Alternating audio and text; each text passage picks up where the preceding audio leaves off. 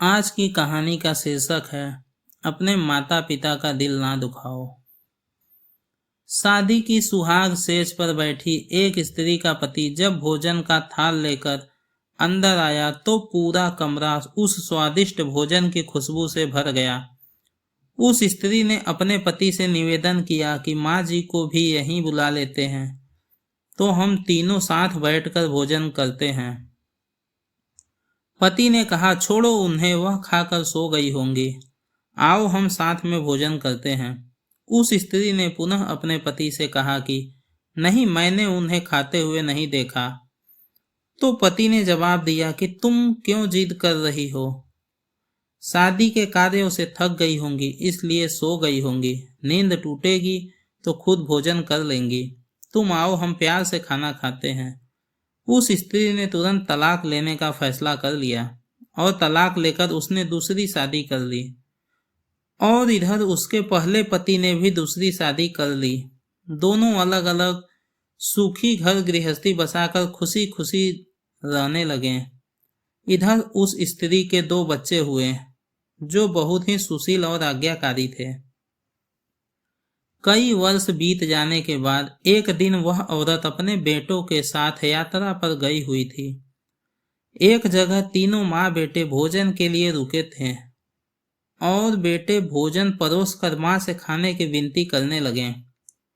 उसी समय उस स्त्री की नजर सामने एक फटे हाल भूखे और गंदे से एक वृद्ध पुरुष पर पड़ी जो इस स्त्री के भोजन और बेटों की तरफ बहुत ही कातर नजरों से देख रहा था। उस स्त्री को उस पर दया आ गई और बेटों को बोली, जाओ पहले उस वृद्ध को नहला दो और उसे वस्त्र दो, फिर हम सब साथ मिलकर भोजन करेंगे। बेटे जब उस वृद्ध को नहलाकर कपड़े पहनाकर उसे उस स्त्री के सामने लाए तो वह स्त्री आश्चर्यचकित रह गई।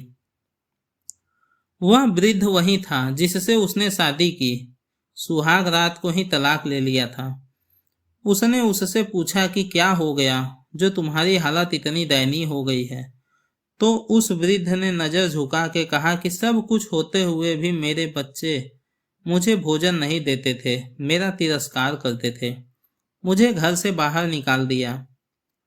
उस स्त्री ने उस वृद्ध से कहा कि इस बात का अंदाजा तो मुझे तुम्हारे साथ सुहाग रात को ही लग गया था, जब तुमने पहले अपनी बूढ़ी माँ को भोजन कराने के बजाय उसे स्वादिष्ट भोजन की थाल लेकर मेरे कमरे में आ गए और मेरे बार बार कहने के बावजूद भी आपने अपनी माँ का तिरस्कार किया। उसी का फल आज आप भोग रहे हैं। माता पिता के साथ तुम्हारा सुलूक एक ऐसी कहानी है जिसे लिखते तो तुम हो, लेकिन तुम्हारी संतान तुम्हें पढ़कर सुनाती है। जैसा व्यवहार हम अपने बुजुर्गों के साथ करेंगे, उसी देखा देखी पर हमारे बच्चों में भी यह गुण आता है कि शायद यही परंपरा होती है। याद रखना, माँ बाप नाराज तो ईश्वर नाराज। इसलिए अपने माता पिता की सेवा करें और हमेशा उनके साथ रहें। उन्हें कभी भी अकेला महसूस ना होने दें। उन्होंने बड़ी मेहनत से आपको पाल पोस कर बड़ा किया है।